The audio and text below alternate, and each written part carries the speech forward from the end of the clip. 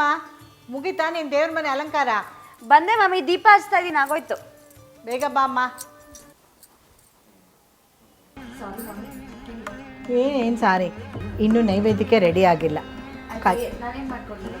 ಏನು ಮಾಡ್ಕೊಡ್ತೀಯ ನೋಡು, ಕಜ್ಜಾಯ ಮಾಡೋದು ಹೇಗೆ ಅಂತ ತೋರಿಸೋಣ ಅಂತ ಅಂದ್ಕೊಂಡೆ. ಎಲ್ಲ ತೆಗೆದಿಟ್ಕೊಂಡೆ, ನೀವು ಬರಲೇ ಇಲ್ಲ. ನಾನು ಪಾಕ ತೆಗ್ದಾಯ್ತು ನೋಡು, ಎಣ್ಣೆನೂ ಇಟ್ಬಿಟ್ಟೆ. ಇವಾಗ ಬರೀ ಸುಡೋದನ್ನು ನೋಡು ಅಷ್ಟೇ. ಅದಕ್ಕೆ ನನ್ನಷ್ಟು ಫಾಸ್ಟಾಗಿರಬೇಕು ಅಂತ ಹೇಳೋದು. ನೋಡು ಏನು ಮಾಡಬೇಕು ಗೊತ್ತಾ, ಕಜ್ಜಾಯಕ್ಕೆ ಬೇಕಾಗಿರೋದು ಅಕ್ಕಿ, ಬೆಲ್ಲ, ಸೋಂಪು, ಒಣಶುಂಠಿ. ಅಕ್ಕಿನ ಏನು ಮಾಡಬೇಕು, ನೆನೆಸ್ಕೋಬೇಕು. ಅದು ನೋಡಿ, ಇವಾಗ 1/4 ಪಾವು ಅಂದರೆ 1/4 kg ಅಂತ ಇಟ್ಕೊ. 1/4 kg ಅಕ್ಕಿ ತೊಗೊಂಡ್ರೆ ನೀನು 1/4 kg ಬೆಲ್ಲ ಸಾಕು, ಆಯಿತಾ? ಅಳತೆಗೆ ತೆಗೆ, ಸುಮ್ಮನೆ ರುಚಿಗೆ ವಾಸನೆಗೆ ಅಂತ ಸೋಂಪು, ಶುಂಠಿ ಎಲ್ಲ ಹಾಕೊಳ್ಳೋದು. ಒಣಗಿರೋ ಶುಂಠಿ ಅಕ್ಕಿ ನೆನೆಸ್ಬಿಟ್ಟು ರಾತ್ರಿನೇ ನೆನೆ ಹಾಕ್ಕೊಡ್ಬೇಕು. ಬೆಳಗ್ಗೆ ಮಿಕ್ಸಿಗೆ ಹಾಕ್ಕೋಬೋದು, ಅಥವಾ ನೀನು ಕೈಯಲ್ಲೇ ಕುಟ್ಕೋಬೋದು, ನಿಂಗೆ ಸಾಧ್ಯ ಆದರೆ. ಕುಟ್ಕೊಂಡು ಬೆಲ್ಲ ಪಾಕ ತೊಗೊಳೋದು ಗೊತ್ತಲ್ಲ, ಎಳೆ ಪಾಕ ಆಗಿದ್ರೆ ಚೆನ್ನಾಗಿ ಬರುತ್ತೆ. ನಾನೇ ಬರಬೇಕು. ನಿಂಗೆ ಗೊತ್ತಾಗಲಿಲ್ಲ ಅಂದರೆ ನೀರೆಲ್ಲ ಹಾಕಿ ಪಾಕ ಅಂತ ತೆಗ್ದು ಹಿಂಗೆ ಹಾಕಿದ್ರೆ ಅದು ಗಟ್ಟಿಯಾಗಿಬಿಡುತ್ತೆ. ಆವಾಗ ಪಾಕ ಬಂದಿದೆ ಅಂತ ಅರ್ಥ.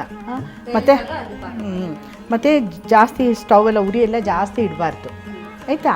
ನಿಧಾನಕ್ಕೆ ಇಟ್ಕೋಬೇಕು ಪಾಕ ತೆಗಿಬೇಕಾದ್ರೆ. ಮತ್ತು ಹರಿಬಿರಿ ಮಾಡಬೇಡ.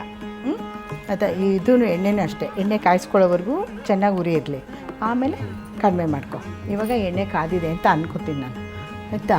ಆಮೇಲೆ ಹಿಂಗೆ ಪಾಕ ಬರುತ್ತೆ, ಸ್ವಲ್ಪ ಹೊತ್ತು ಬಿಟ್ಬಿಡ್ಬೇಕು. ಮೇಲೆ ಒಂಚೂರು ತುಪ್ಪ ಹಾಕ್ಬಿಟ್ಟು ಬಿಟ್ಬಿಡಬೇಕು. ಆಮೇಲೆ ಒಂಥರ ಮೆತ್ತಗಾಗುತ್ತೆ ಅಂತ, ಅಕಸ್ಮಾತ್ ಗಟ್ಟಿಯಾಗಿ ಹೋಗ್ಬಿಟ್ಟಿದ್ರೆ ಮೆತ್ತಗಾಗುತ್ತೆ ಅಂತ. ಇವಾಗ ನೀನು ಹೀಗೆ ಇದೆಲ್ಲ ಆದಮೇಲೆ ಹಿಂಗೆ ತಟ್ಕೋಬೇಕು. ಎಲೆಲಾಗಲಿ ಅಥವಾ ಈ ಥರ ಪ್ಲಾಸ್ಟಿಕ್ ಕವರಲ್ಲಾಗಲಿ ತಟ್ಕೋಬೇಕು. ತಟ್ಕೊಂಡು ಹೀಗೆ ಎಣ್ಣೆ ಇನ್ನೂ ಕಾಯಬೇಕು. ಇದು ತುಂಬ ನೋಡೋದಕ್ಕೆ ತುಂಬ ಸುಲಭ ಇದೆ. ಅಯ್ಯೋ, ಒಂಚೂರು ಹೆಚ್ಚು ಕಡಿಮೆ ಆಯಿತು ಅಂದರೆ ಎಲ್ಲ ಪುಡಿ ಪುಡಿ ಪುಡಿ ಪುಡಿ ಪುಡಿಯೇ ಆಗಿಬಿಡುತ್ತೆ, ಗೊತ್ತಾ? ಹೌದು, ತುಂಬಾ ಕಷ್ಟಪ್ಪ. ಅಯ್ಯೋ, ನಾ ಇಷ್ಟು ವರ್ಷ ನಮ್ಮ ಅತ್ತೆ ಇದ್ದರು ಮಾಡ್ತಾಯಿದ್ರು, ನನಗೇನು ಗೊತ್ತಿರಲಿಲ್ಲ. ಒಂದು 2 ವರ್ಷದಿಂದ ಭಾಳನೇ ಕಷ್ಟಪಡ್ತಾಯಿದ್ದೀನಿ. ಆದರೆ ನಮ್ಮನೇಲಿ ನನ್ನ ಮಕ್ಕಳಿಗೆ, ನನ್ನ ಮಗನಿಗೆ, ನನ್ನ ಅಳಿಯನಿಗೆ ಎಲ್ಲರಿಗೂ ಕಜ್ಜಾಯ ಅಂದರೆ ಇಷ್ಟ. ಅದು ಅತ್ತೆ ಮಾಡೋ ಕಜ್ಜಾಯ ಅಂದರೆ ತುಂಬ ಇಷ್ಟ. ನಾನು ಮಾಡಿಕೊಡ್ತೀನಿ, ಏನೋ ಬಾಯಿಗೆ ಹಾಕೋತಾರೆ ಅಷ್ಟೇ. ಅದು ಪರ್ಟಿಕ್ಯುಲರ್ಲಿ ನಮ್ಮ ಮನೇಲಿ ಮಾತ್ರ ಈ ಕಜ್ಜಾಯನೇ ಫೇಮಸ್ಸು. ನಾವೆಲ್ಲ ವ್ರತ ಮಾಡ್ತೀವಲ್ಲ, ನೋಮಂತ ಮಾಡ್ತೀವಲ್ಲ, ಅಯ್ಯೋ ನಮ್ಮ ಕಾಲದಲ್ಲಿ ಎಷ್ಟು ಕಷ್ಟ ಇತ್ತು ಗೊತ್ತಾ ಇದೆಲ್ಲ ಮಾಡಬೇಕಂದ್ರೆ. ನಮಗೆ 3 ದಿನವೂ ಹಬ್ಬ. ಒಂದು ನೀರು ತುಂಬಿಸೋ ಹಬ್ಬ, ನರಕ ಚತುರ್ದಶಿ, ಅಮಾವಾಸ್ಯೆಲಿ ನಾವು ಲಕ್ಷ್ಮೀ ಪೂಜೆ ಮತ್ತು ಕೇದಾರ ಗೌರಿ ವ್ರತ ಅಂತ ಎಲ್ಲ ಮಾಡ್ತೀವಿ. ಅದು ಬೆಳಗ್ಗಿನಿಂದ ಉಪವಾಸ ಇರಬೇಕು, ಗೊತ್ತಾ? ಬೆಳಗ್ಗಿನಿಂದ ಉಪವಾಸ ಇದ್ದು ಇದನ್ನೆಲ್ಲ ಮಾಡಿಕೊಂಡು, ತಿಂಡಿ ಎಲ್ಲ ಮಾಡಿಕೊಂಡು, ಆಮೇಲೆ ಸಂಜೆಗೆ ದೇವಸ್ಥಾನಕ್ಕೆ ಹೋಗಿ ಅಲ್ಲಿ ಇದು ವ್ರತ ಮಾಡಿಸ್ತಾರೆ. ಅಂದರೆ ಕೇದಾರ ಗೌರಿ ಕಥೆ ಎಲ್ಲ ಓದಿಸ್ತಾರೆ. ಅದೆಲ್ಲ ಓದಿ ಆದಮೇಲೆ ಸರಿ ಅಂತ ಸಾಯಂಕಾಲ ಅದನ್ನು ತೊಗೊಂಡು ಬಂದು ಎಲ್ಲರಿಗೂ ಪ್ರಸಾದ ಕೊಟ್ಟು, ಮಕ್ಕಳೆಲ್ಲ ಊಟ ಮಾಡಿರ್ತಾರೆ. ನಾವು ಯಾರ್ಯಾರು ಉಪವಾಸ ಇರ್ತೀವೋ ಅವರು, ನಾವೆಲ್ಲ ಉಪವಾಸ ಇದ್ದು ಅಕ್ಕಿನ ಕುಟ್ತಾ ಇದ್ವಿ, ಗೊತ್ತಾ? ಒರಳಲ್ಲಿ ಹಾಕ್ಕೊಂಡು. ಅಪ್ಪ, ಏನು ಒಂದು ಸೊಸೆಯಂದಿರಿಗೆ ಕಷ್ಟ ಕೊಡೋದು ಅಂದರೆ ಅಲ್ಲೇ ನೋಡು. ಮತ್ತು ನರಕ ಚತುರ್ದಶಿಗೆ ಏನು ಮಾಡ್ತಾರೆ ಗೊತ್ತಾ? 4 ಗಂಟೆಗೆ ಎದ್ದು ಅಭ್ಯಂಜನ ಸ್ನಾನ ಮಾಡಿಸಿ ಮಕ್ಕಳಿಗೆಲ್ಲ ಎಲ್ಲರೂ ಮಾಡಿಕೊಂಡು ಅವ್ರ ಪಟಾಕಿ, ಅದು ಒಂಥರ ಮುಂಜಾನೆ, ಅವಾಗೆಲ್ಲ ಚಳಿ ಎಲ್ಲ ಇರೋದು, ಈಗಿನ ಥರ ಬಿಸಿಲು ಇರ್ತಾ ಇರಲಿಲ್ಲ, ಚಳಿ ಆಗಿರೋದು. ಮಕ್ಕಳೆಲ್ಲ ಹೊಸ ಬಟ್ಟೆ ಹಾಕ್ಕೊಂಡು ಹೋಗಿ ಪಟಾಕಿ ಹೊಡೆದ್ಬಿಟ್ಟು 6 ಗಂಟೆ 6:30 ಅಷ್ಟೊತ್ತು ಒಳಗಡೆ ಬರೋರು. ಅಷ್ಟರಲ್ಲಿ ದೋಸೆ ಮತ್ತು ನಾನ್ ವೆಜ್. ಅಯ್ಯೋ, ಯಾಕಾದರೂ ಮಾಡ್ತಾರೋ ಅಂತ ಅನ್ಕೋತಾ ಇದ್ವಿ. ದೋಸೆ ಮತ್ತು ನಾನ್ ವೆಜ್ ಮಾಡಿ ಆವಾಗ ಅವ್ರಿಗೆ ತಿಂಡಿ, ಅದು ಅವ್ರಿಗೆಲ್ಲ ತಿಂಡಿ ಕೊಟ್ಟು ಆ ಮಕ್ಕಳೆಲ್ಲ ತಿಂದು ಎಲ್ಲ ಹೋದ್ಮೇಲೆ ನಾವೆಲ್ಲ ತಿಂದ್ಕೊಂಡು ಆಮೇಲೆ ಮತ್ತೆ ಎಲ್ಲ ತೊಳಿಬೇಕು. ಎಲ್ಲ ಮಿಕ್ಕಿದ್ರೆ ತೊಗೊಂಡೋಗಿ ಆಚೆ ಹಾಕೋದು ಏನಾದರೂ ಮಾಡಿ ಎಲ್ಲ ಒಳಗಡೆ ಎಲ್ಲ ತೊಳೆದು ಮತ್ತೆ ಮಡಿಯಿಂದ ಆವಾಗ ದೇವ್ರ ಸಾಮಾನೆಲ್ಲ ಅವಾಗ ಮಾರ್ಕೆಟ್ಗೆ ಹೋಗ್ತಾಯಿದ್ದಿದ್ದು. ಅಪ್ಪ, ತುಂಬಾ ಒಂದು ಹಬ್ಬ ಬಂತು ಅಂದರೆ ಒಂದು ಸಡಗರ ಒಂದು ಕಡೆ ಸುಸ್ತು. ನಿಮ್ಮಲ್ಲಿ ಹೇಗೆ ಮಾಡ್ತಾಯಿದ್ರು ಗ್ರೀಷ್ಮ? ಹೇಳ್ತೀನಿ ಮಮ್ಮಿ, ಅದನ್ನ ನಾನು ಉಪವಾಸ ಮಾಡಬೇಕಾ? ನಿನ್ನ ಕೈಲಿ ಆಗುತ್ತಾ? ಆದರೆ ಮಾಡು, ಹೇರಿಕೆ ಏನಿಲ್ಲ.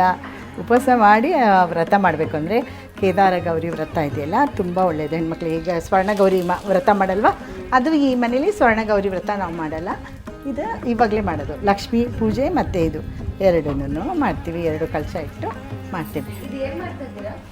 ಈ ಕಜ್ಜಾಯ ಇರುತ್ತಲ್ಲ ಅದ್ರಲ್ಲಿ ತುಂಬ ಎಣ್ಣೆ ಇರುತ್ತಲ್ವ, ಪ್ರೆಸ್ ಮಾಡೋದು ಕಜ್ಜಾಯ ಇದ್ರಲ್ಲಿ ಹಾಕ್ಬಿಟ್ರೆ ಹೀಗೆ ಪ್ರೆಸ್ ಮಾಡಿದ್ರೆ ಆ ಎಣ್ಣೆ ಎಲ್ಲ ಬರುತ್ತೆ. ಹಾಗೆ ಇಟ್ಬಿಟ್ರೆ ಏನು ತೊಂದರೆ ಇಲ್ಲ ಅಂತ ಅಂದ್ಬಿಟ್ಟು. ಆಮೇಲೆ ಇನ್ನೊಂದು ವಿಷಯ ನಿಮಗೆ ಹೇಳಬೇಕು ಗ್ರೀಷ್ಮ, ನಮ್ಮ ತಂದೆ ಎಲ್ಲ ನಾವೆಲ್ಲ ಒಂದು ವಠಾರ ಥರ ಆ ಥರ ಮನೇಲಿದ್ವಿ. ಅಲ್ಲಿ ಇರಬೇಕಾದ್ರೆ ನಾವೆಲ್ಲ ಸಣ್ಣವರು ಪಟಾಕಿ ಎಲ್ಲ ತಂದರೆ ಎಲ್ಲರಿಗೂ ಅಕ್ಕಪಕ್ಕದ ಮನೆಯವ್ರಿಗೆಲ್ಲ ಕೊಡೋರು ಆಯಿತಾ. ನಾವೆಲ್ಲ ಸೇರಿಕೊಂಡು ಒಂದು ದೊಡ್ಡ ಇದು ಇತ್ತು, ಮೈದಾನ ಥರ ಇತ್ತು ನಮ್ಮ ಮನೆ ಮುಂದೆ. ಅಲ್ಲಿ ಪಟಾಕಿ ಎಲ್ಲ ಹೊಡಿತಾ ಇದ್ವಿ. ಎಷ್ಟು ಅಂದರೆ ಒಂದು ಸರ ಎಲ್ಲ ತಂದುಬಿಟ್ಟು ಈ ಚಿಕ್ಕ ಚಿಕ್ಕ ಚಿನ್ಕುಡ್ಲಿ ಪಟಾಕಿ ಇತ್ತ ಬರುತ್ತೆ ನೋಡು, ಗೊತ್ತಾ, ಅದು ಇಷ್ಟು ದೊಡ್ಡ ಸರ ತಂದುಬಿಟ್ಟು ಅದನ್ನು ಒಂದೊಂದೇ ಬಿಡಿಸ್ತಾ ಇದ್ವಿ. ಅದು ಬೇರೆ, ಇದು ಸಣ್ಣ ಪಟಾಕಿನ ಬಿಸಿಲಿ ಹೊಡೆದ್ಬಿಟ್ಟು ಏನು ಮಾಡಿದ್ರು, ರಾತ್ರಿ ಆದಾಗ ಇಷ್ಟೊಂದು ಕಸ ಬಿದ್ದಿರುತ್ತಲ್ವ ಆ ಪಟಾಕಿದ್ದು.